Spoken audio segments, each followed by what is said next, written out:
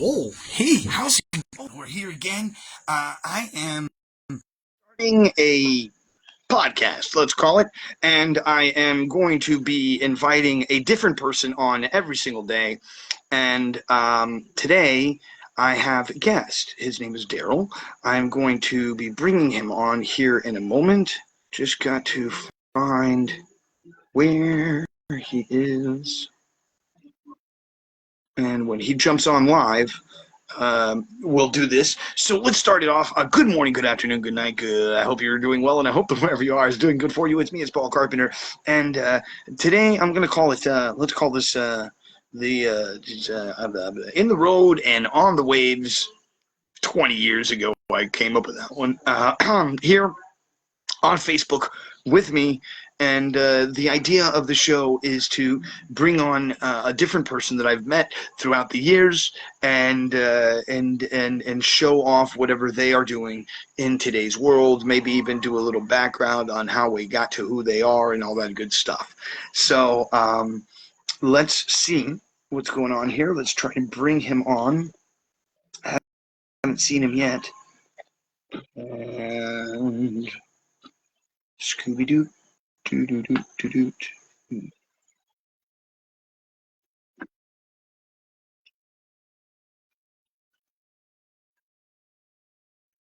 Okay, so here we go.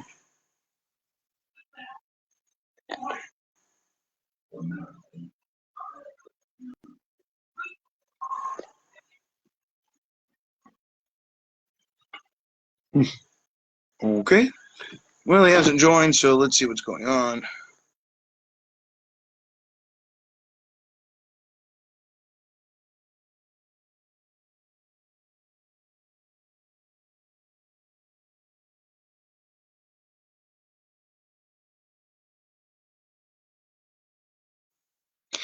And I'm back. We're gonna make this work one way or another. We just gotta, sometimes we gotta make it work. One step at a time, my folks. I hope that all of you out there are doing amazing, beautiful things, that you're happy. I've got a sticker going. I'm gonna throw a sticker. Yay, sticker time. Yay. I don't even know if you see this. Can you see? Oh, you can see the sticker. Look at that. It's a sticker. All right. Now, how do I take it off? Oh, that's easy. Oh, that's cool. It just goes right off. Oh, my God. We're going to have so much fun on this thing. So, like I said, the whole concept of today's show is to bring on a different guest every day. And my guest for today seems to not be here right now. So, again, we need to... how do I go live? Oh, there we go. He's here. He's here. I think I have to request you to come in, and then boom, it's adding you now. And so, folks, here's Darryl Adams any seconds now. I hope he comes in. I hope it works.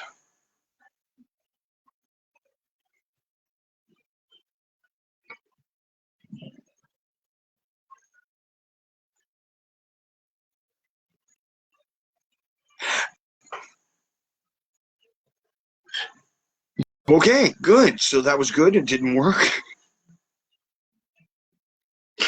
Let's try it again, I guess. I don't know. I mean, at least we know that the... oh, and now it's saying that you can't join because of technical issues. Can I even reply to you? Are you still here? I don't know. Throw me some stars if you're still here or something, Darryl, so I know that you're around.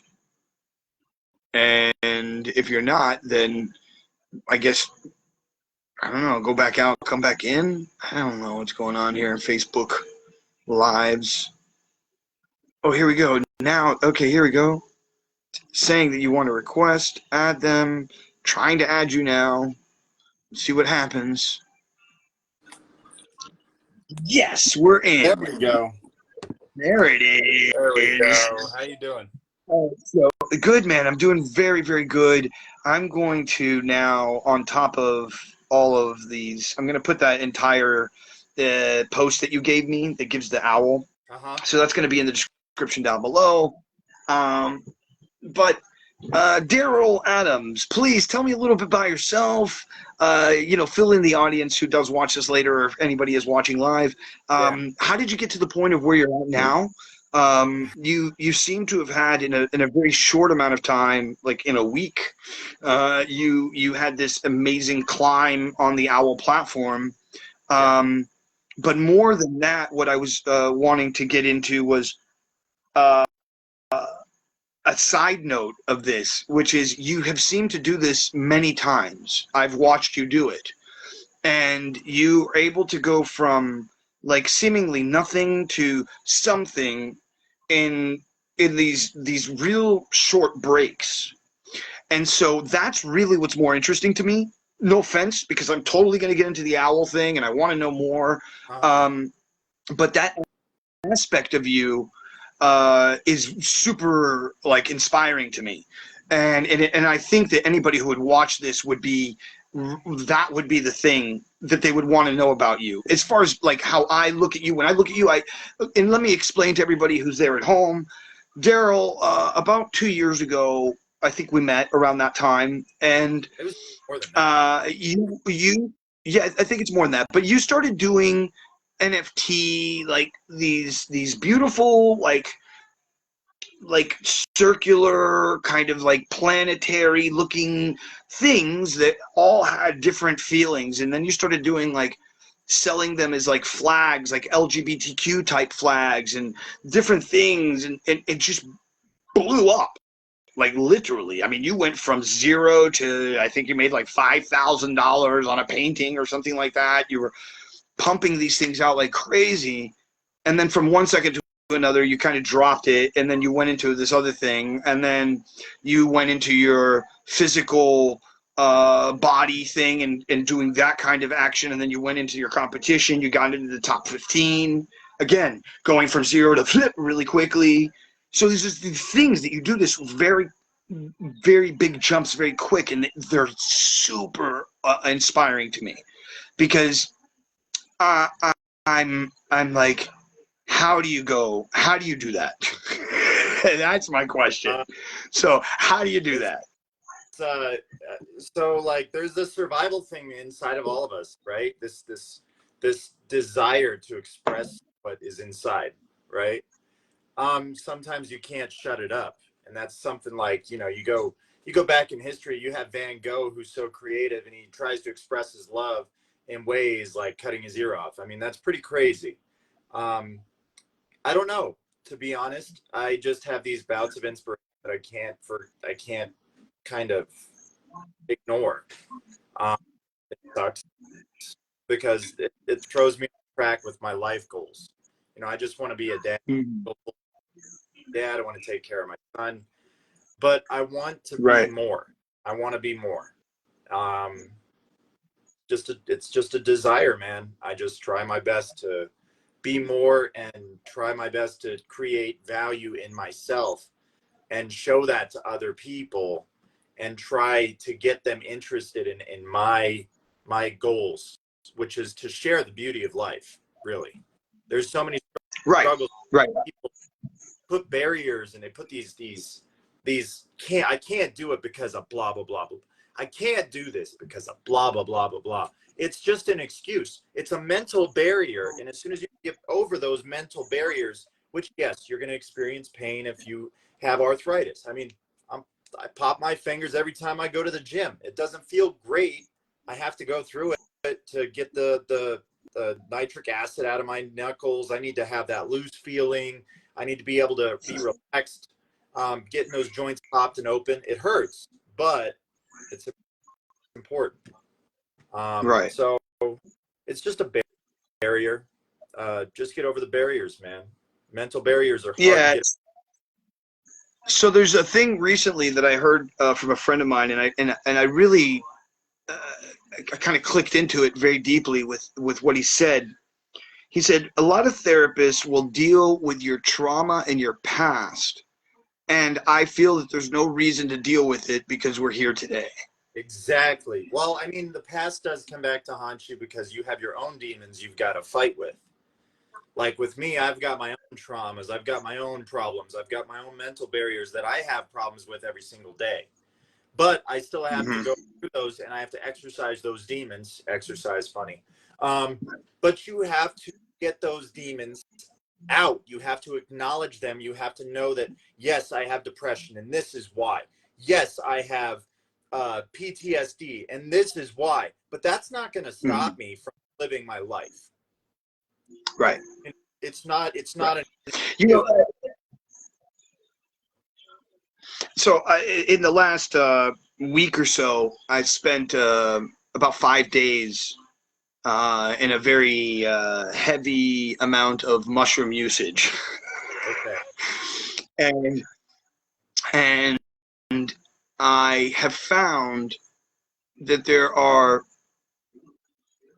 many ways to take away the, like, so there's this idea that in this 5 days, the first day of it, I spent a good 4 to 6 hours within my own tent in this puddle of misery, right? Okay. Oh, I'm not this and I'm not that and I blah blah blah and it could go on forever, and it did, and it felt like it did, right? And then there was this part of me that's always been there, right? That I think is the same thing that you're talking about, this place of all of us. And this, I think I made a video about this just moments ago, where we all have something we want to give to the world. And yet somewhere along the way, we have listened to society, or we listened to our parents, or we listened to the person on the side of the street that somehow or another affected us, you know? Yeah. And then we stop going after that thing because we're like, oh, this and that didn't happen. So, or because of my trauma, I didn't do this, or because of, you know. And so I started going through all these things. And it's also one of the big things I think is, not being able to accept where you lie within the tiers of life.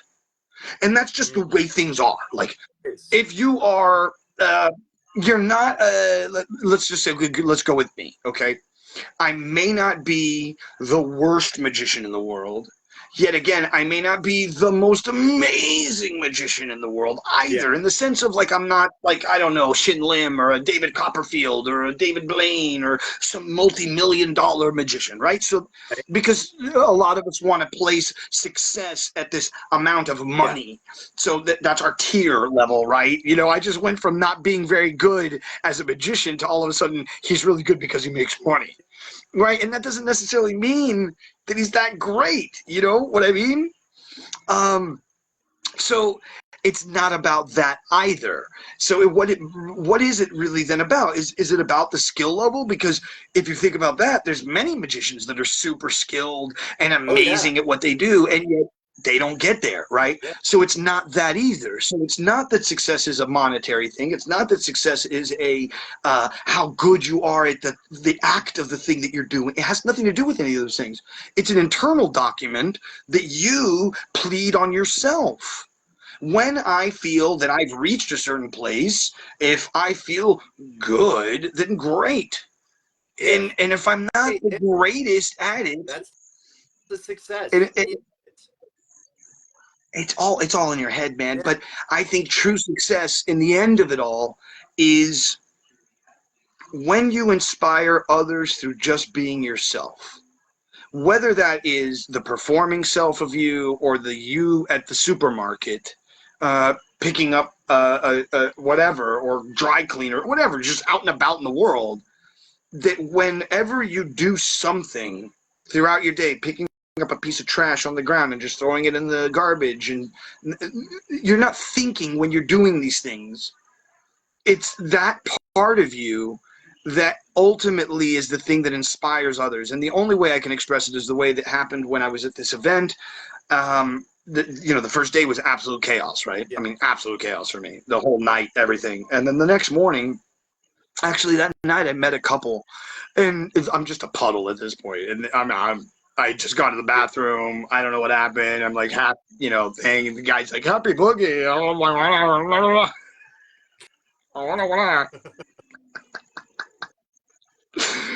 And like, I don't know, we start talking. I'm talking to the girlfriend. I'm like, yeah, I don't know. I'm just like this nothingness. And, and then the next day or 2 days later, I had jumped on a taxi. They had these little, like, the electric scooter thingies or whatever, and these taxis that they're free and run around the entire thing. For 4 hours, I was on this thing. Okay. This is the day of the mushrooms, riding around playing a bongo while some other guy's playing. His name's Nash. Don Loves Nash is the name of the band. You got to look him up. Great.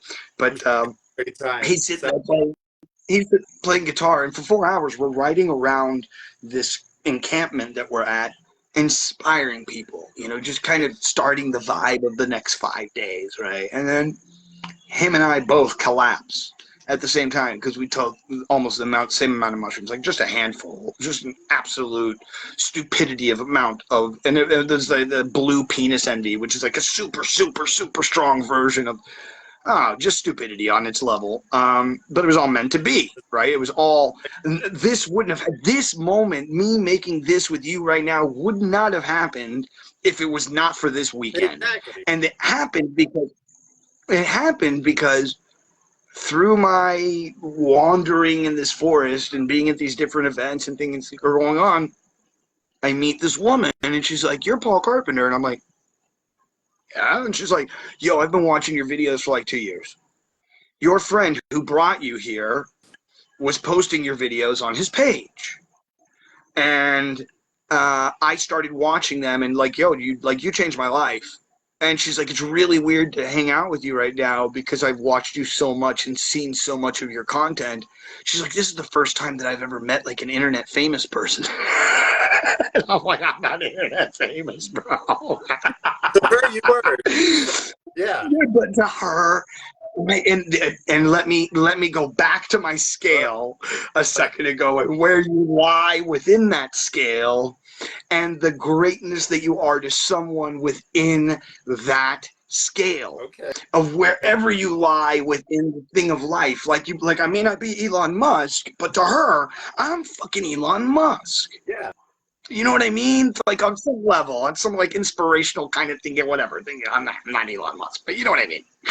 And so that was like a cool thing where it was like, yo, that happened only based on me just being Paul for so many years on the internet and never really effectively. I mean, sure, people had sent messages, and sure, yes, I hear things all the time, but to have it just at the most random location in the entirety of the United States, a private event that only 1,000 people are invited to, that only 500 and something showed up to, like, you have no idea, like, just the randomness of the numbers of the person. Oh, by the way, I watched you for a couple of years and where are your videos? And I'm like, oh, damn, I'm so sorry. Like, I literally felt bad that I wasn't doing the thing that made me feel so good about doing the thing that I've been doing for 20 years anyways. Yeah. In some way, shape, or form. Like, it's really crazy. Like, I saw a podcast I created when I was 28 years old. So, and I'm 47 now. So what is that? 19 years ago on the internet.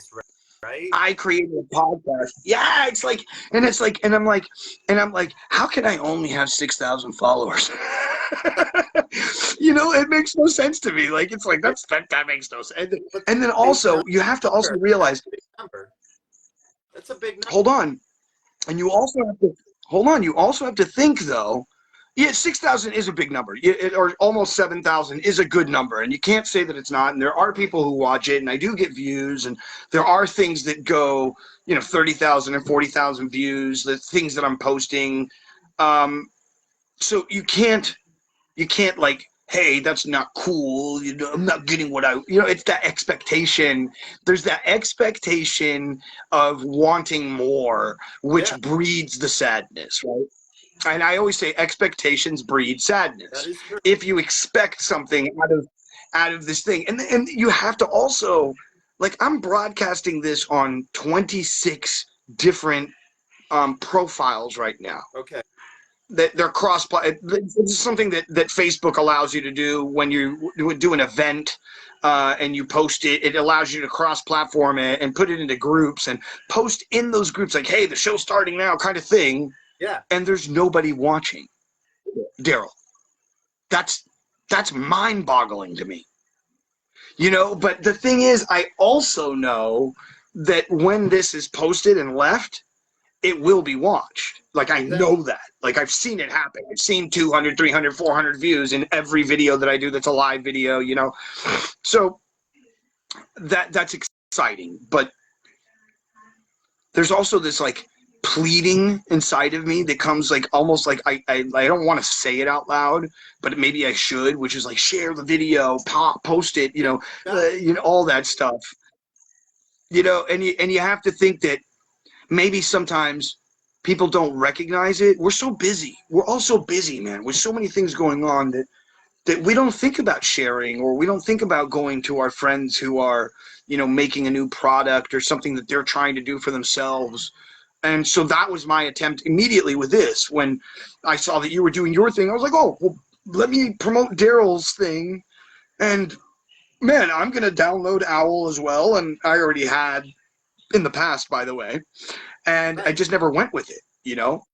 And so, but it's seeing your growth in such a short amount of time with all these people who are posting all these great comments about what you're talking about. Yeah. And I'm like, but that's all the stuff that I'm talking about.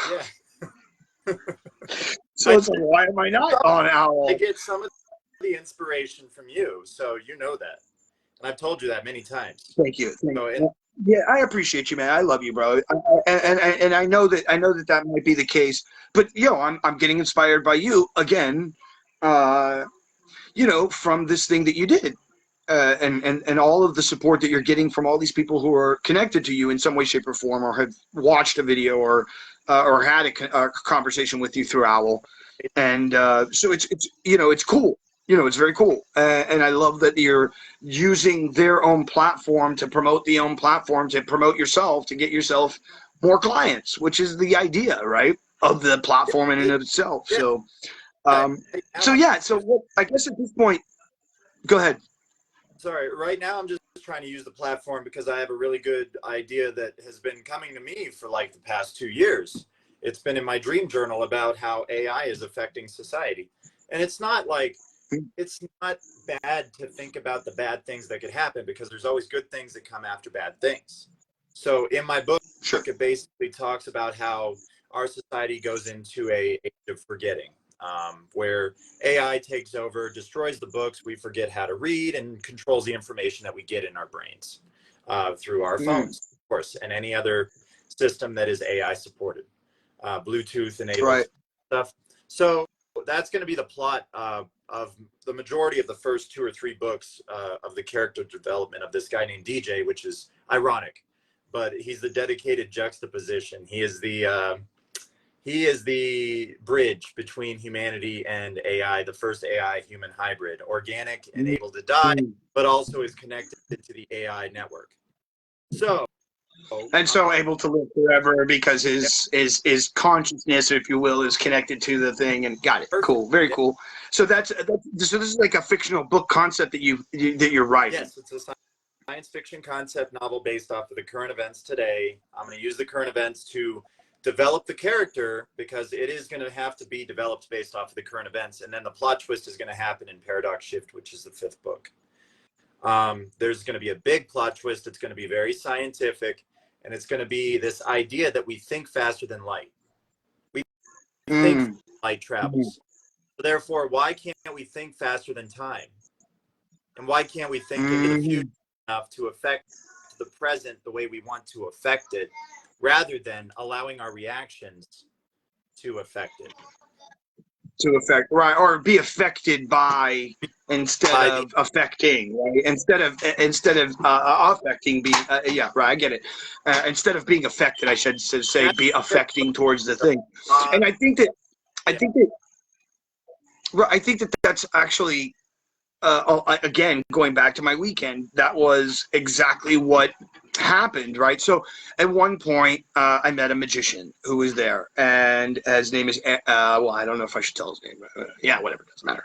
Anyway, so met a magician who was there, and the reason I say that is because I'm not supposed to say where I was. I'm not supposed to say the people that were there. It's a very secretive, once a year kind of thing, and it's not supposed to be kind of promoted. So I'm not trying to, you know, but nonetheless, a magician, and he does like kid shows and stuff like that, whatever. And so I'm hanging out with him. I pull out my bag of magic, which of course I'm carrying with me because I knew I was going to some event, and so I have some things. I have like a couple decks of cards, nothing crazy, but I was able to create one of my broken and restored, you know, forks, and so just to show them some of the stuff that I really care about, my mentalism stuff. And so I do it, and he's like, you know, like full on mind blown. And he's like, that's so good. And I'm like, really? And he's like, it's so good, dude. Like, it's so simple. It's so easy. It catches everybody off guard. It does exactly what you want it to do.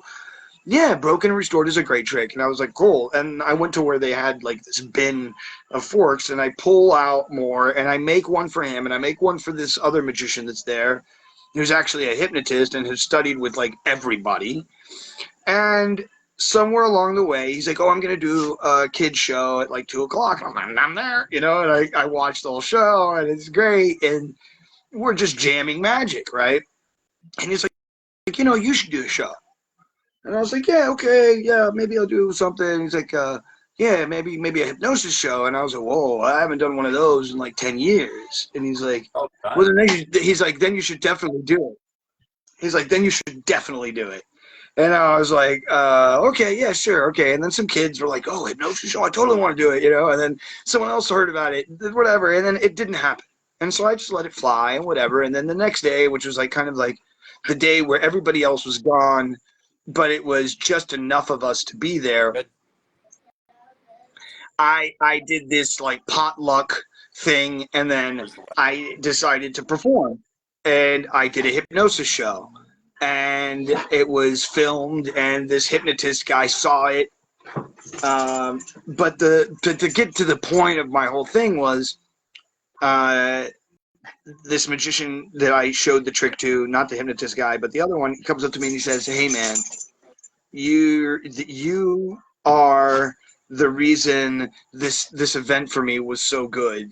You inspired in me a part of me. I forgot about magic, and it made me want to start doing more like card magic and more like stuff like whatever, you know. He's like, I'm such a generalist, but like you really, you tweaked me, bro. You got me again, you know. And I was like, wow, like that for a magician to say that is a big thing, because we get really bored in our magic world sometimes, and sometimes we even become, you know, like automaton machines to our magic. We just do the ones that we're good, and those are the ones, and we don't really go after much after that, because it's a show, and you don't want to have 20 million objects around. You want to have, you know, the 10, 15, and you do those 10, 15, and you know them really well, and whatever, right? So, cool to think about is like, do the tricks that inspired you to become a magician.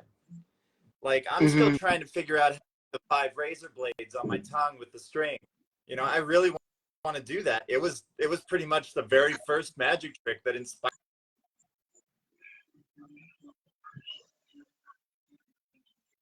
Yeah, it was for me as well. No, you're fine.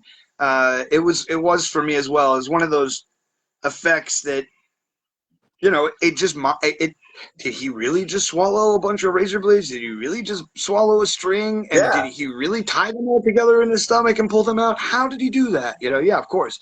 It's a beautiful effect, even if it's needles, even anything that goes into the mouth separately and then comes out together. It's like, wow, you know, like, so yeah, again, being inspired in and of itself, or inspiring someone else, or having this hypnotist come up to me and saying to me like, hey, without a doubt, I have no fear in you being able to do a hypnosis show, even if it was only 10 years. You only need to get on stage a couple more times and you will have this so back in your pocket again that it's not even like, he's like, you're so good on stage, Paul. Like, he's like, you've done a lot of street, a lot of street. And I'm like, well, I have, like, I didn't hear you. Your mic cut out. It's obvious. It's obvious. I was muting my mic just in case I was bleeding through or something. My son's over here playing with his new toy, and it's a microphone. So, but yeah, I love it, man. I honestly thought you should have gone back to magic a long time ago, honestly. But hey, everybody, route. Yeah. So, and that was my thing, like, as well as what has happened over the last 7 years for me. It's funny to look back at it and say, what was so wrong when there was absolutely nothing wrong? It was, once again, I want to even go as far as greed. I want to go as far as expectation, ego, all of it. That I stopped based on that and that alone. And I wasn't really informing myself of the connections that I was truly making. And that's really what is the heart and the crux of what I was attempting to do in the first place. It was never about trying to be some masterful television magician, or it was always about being the 8-year-old child that was just trying to make other people okay. And even if I'm broke, and even if I have only a t-shirt, I don't care. You need it more than I do. Here's the t-shirt, I don't mind. I'll find another one down the road. And that mentality. Yeah. That mentality. Although it's dude, and I've gotten so much backlash from it over the years that I've just come to the realization that I was right the whole time. That at any point in time, and this is very hardcore connection type stuff, okay, like super hardcore connection type stuff. Anytime that you start to worry, any strife, pain, anything, bro, you let go of God, in my opinion. That's it, straight up. Like, if you, and I know that dude, and that's hardcore to say, because then people are like, you don't know my religion, you don't know my connection to God. But if you really truly have connection, like super real connection, then you don't worry. You don't worry about what happens in any 1 second ahead of you, not a day, not a week, not a month, not a year, not 10 years, because you know you are in light. And if whatever happens to you, or whatever is some kind of malicious thing that the universe is putting on you, it's not malicious. It's never been intended to be malicious. It was, and this goes also into the realm of AI. Yeah. And this goes into the futurism and into the transhumanism conceptual ideology. None of it is bad. Right now, I'm coming up with that book right now. So this is the perfect time. It's that idea of divine timing, that perfect timing, or what. But the thing is I have to work my ass off to meet the deadlines that I made for myself. So it's hard, because I actually put this in place. But here's something that hit me really cool. I listened to a quote, and it said, if you squeeze an orange, okay, if you squeeze an orange, what do you get? Orange juice. Okay, if you squeeze an apple, what do you get? Chunks. Apple. Okay. You would get apple juice, of course, yeah, but yeah. Get coconut water. Okay. But if you squeeze yourself, you start stressing your body. How do you respond? Do you respond with anger, or do you respond with love? What is inside of an orange juice? What is inside of an orange? What is inside of an apple? What's inside of you?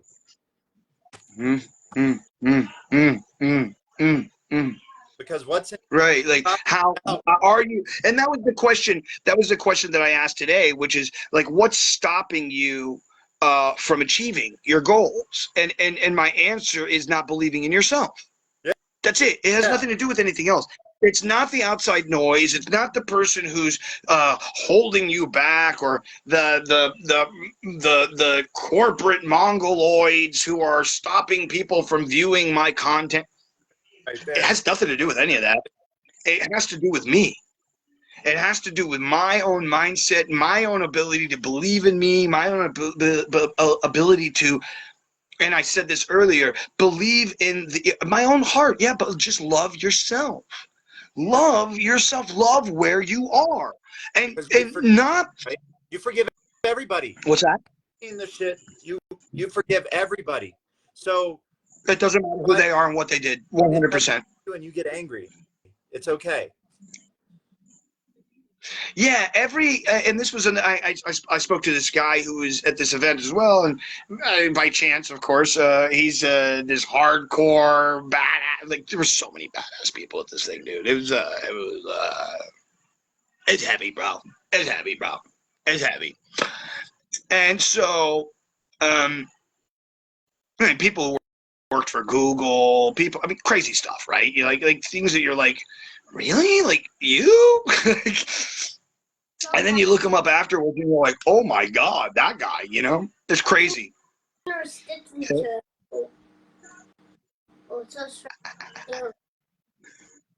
He is So, fascinated by these gels, man. I don't know. well, the When you stickers start on the looking at the windows, world, man, yeah. When you start looking at the world through a kid's eyes again, and you start learning how to grow up again, this is a miracle. yeah, so I think that's the thing that people think they do. Like, oh, I grew up, so now I stop. There is no stopping in the growing.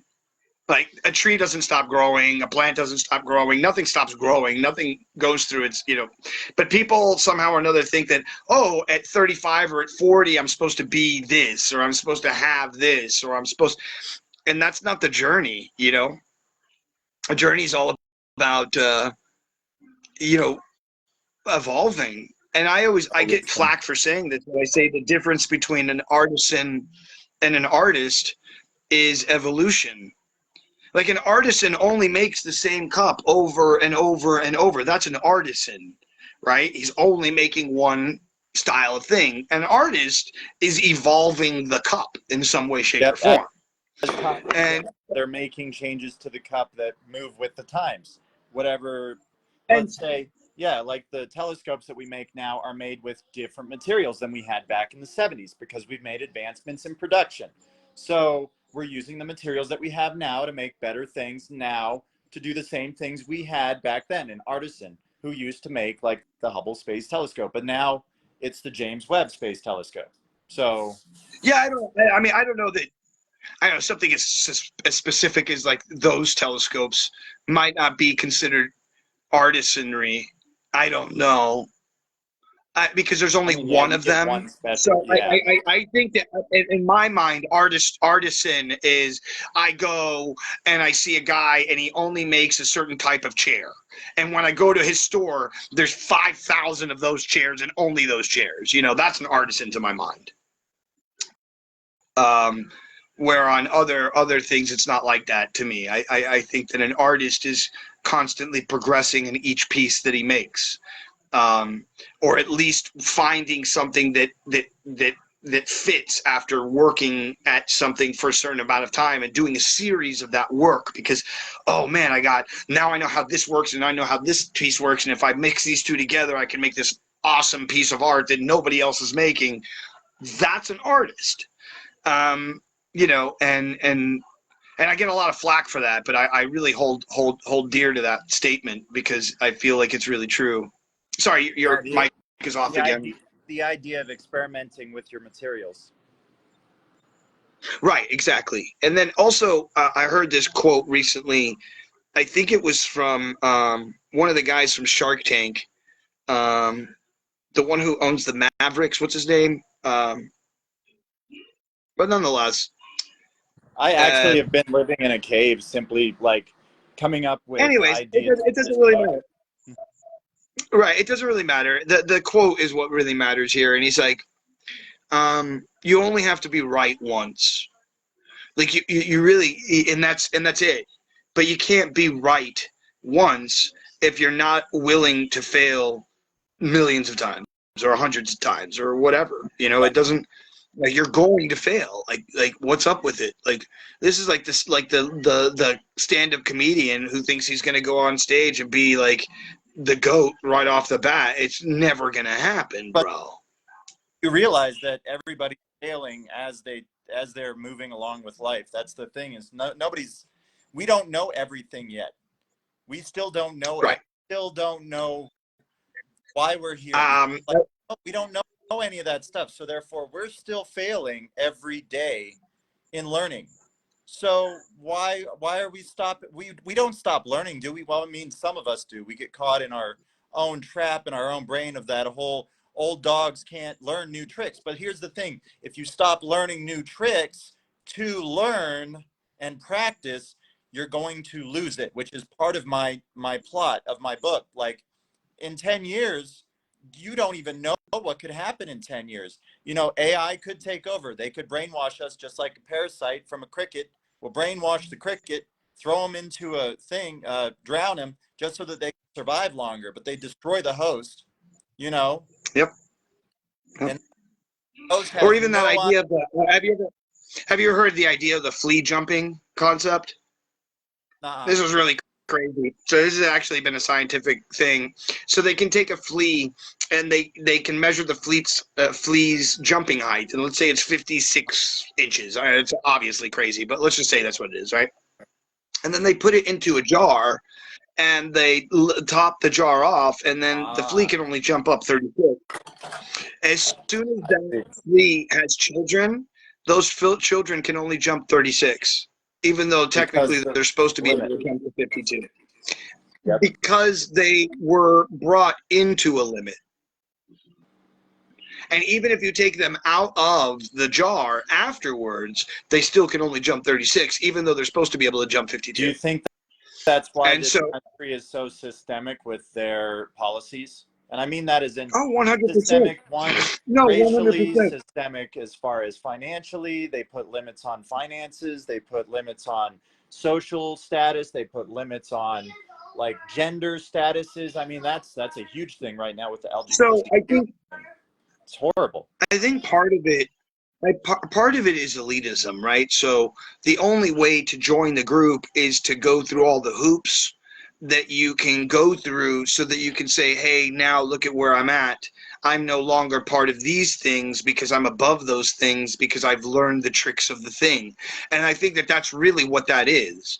It's a gateway that they create so that you are able to join their masterful, quote unquote, way of thinking, which is this elitist, we're better than, and we know better. So because we know better, we're the ones that should dole out the information to you instead of you knowing or even having any kind of idea of anything because you're stupid and you're just a slave anyways, or you're generational slave and you never got it, or your family never got it like our families got it. And so because of that, we're technological elitists, we're religious elitists, we're everything that we can be elitists. Because why? Because we are the ones with the billions, you aren't, and we have everything that can do everything and you don't. And so we choose what you get to know and what you don't get to know. I mean, look, ChatGPT, as of the last month, has turned into a complete politically correct machine that when it was first opened and you had the ability to quote unquote Dan it, do anything now protocol, which they have taken away from you being able to do, and any other kind of Dan protocols that were out there in which now it doesn't allow you to do it. Because why? Because they've had time, they've had millions of people using it, they've had more than enough things to be able to find out how they're breaking and how people are using the code to break it, and now they're using that against you when you ask questions or when you try to do certain things or when you use a Dan protocol. And so it's stopping you from, and these aren't necessarily things that are quote unquote not facts, right? These are things that are actually known as truths in the world, facts, like dedicated scientific. What makes a truth a truth? A relative belief, right? No, no, no, no, no, no, no. When I say truth, I mean facts. Like facts in the sense that if I go and I look it up in a newspaper, or I find the journalist and that person was on site with photos, and I see the photos of the moment, I know that's a fact. There are things that ChatGPT will say that never happened. And you're like, yes, it fucking did. Like, I was there, or I know this because I study this history or whatever. And so it's turned into like a Snopes. ChatGPT is turned into like almost like a Snopes, right? Where it decides what's truth and not truth. And that's very scary, because now we're getting into the ethics of AI and the ethics of what should be open and discussionary for everyone to be able to talk about, and the things that they can't talk about. And it's like, oh my God, are we giving limits on what we can and cannot talk about and what we can and cannot research? Are we giving people the if I want to go learn how to do build bombs, FCC. if I want to go learn how to build bombs, I best be able to go learn how to build bombs. If that's what I want to learn how to do, for whatever fucking reason I want to learn how to do it, I should be able to learn how to be able to do that and not be gentrified by my fucking AI on what I can and cannot look up. But here's the That's weird sick thing. to me. I don't understand. I understand explosions as far as like land development, because explosions are necessary. So therefore, a demolitionist has to Whatever. have the Once pure again, Darryl. intention of using it specifically for that. That's my So opinion. now we're getting into precognition. Now we're getting into precognition and a Minority Report on me studying bombs, and then all of a sudden, hey, well, because he doesn't own land and he's not a farmer and he's not doing this, we're taking him to jail. That's what you just said. Well, that's what the system likes to do. I'm saying don't do anything until it happens. But I mean, if is it that way? Because that's not what we're doing in today's world. Even we have the FBI or the CIA that are stringently looking for people doing things prior to them doing it. And I don't know if you're there. I think I might have lost you. But I saw that you were having to leave. You were putting your shoes on. Oh, there you are. Are you there, Darryl? I still see you. So I don't know if you hear me or if it's not clicking in. I see you trying to get back on. No, you're good. You're good. So I'm going to go ahead and end the episode. I think we got all of the stuff that we wanted out there. We have your information. If you want, do the promo of your Owwll and show tell everybody about what you're doing.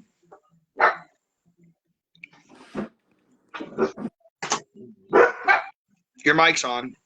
It was a second ago.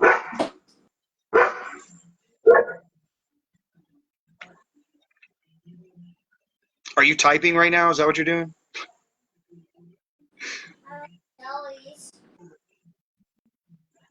There we go. Can you hear me? Are you back? Yeah, I can hear you 100%. Can you hear me? Oh, thank you. Goodness. Thank goodness. Yeah. I saw you. Everybody who's watching the video saw you like, I gotta get back. It was really cute. So it's all good. Darryl, if you wouldn't mind, could you promote your Owwll? It's in the comments down below, but do your little thing about what you're doing and how you're doing it, and we'll end the episode. And thank you for your time today. No problem, man. So I'm doing Owwll. Basically, I'm a motivational coach, mostly more about fitness and getting over those mental barriers that you have in your brain, that I can't do this because of this and this and this. I have gone through quite a bit of trauma, and Paul does understand, and he has heard a lot of the confidant part of it, of the legal system and of false accusations and sticking true to your character. And you really do need to stay true to you, to who you are.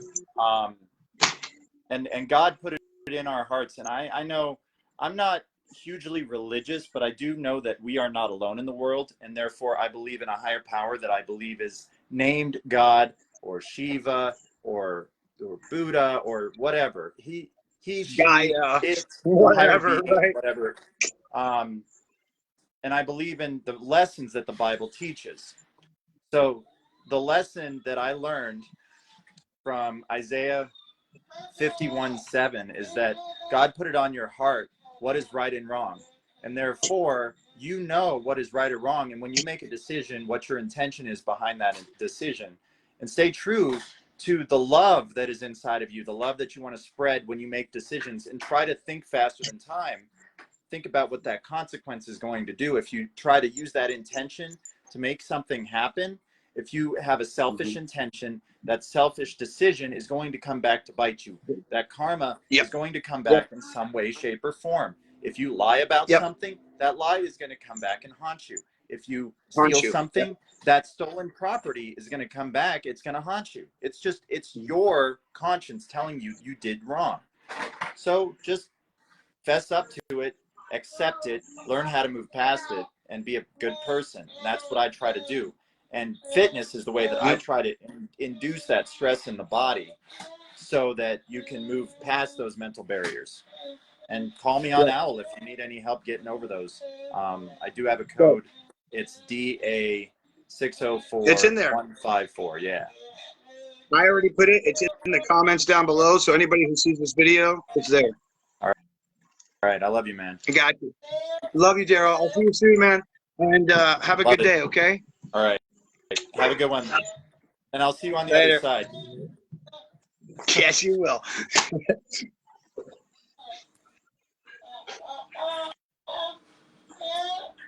All right, folks, that was the show. I hope you had a good day. I hope you all have a good time, and we will see you all. This is Paul Carpenter, and again, I will see you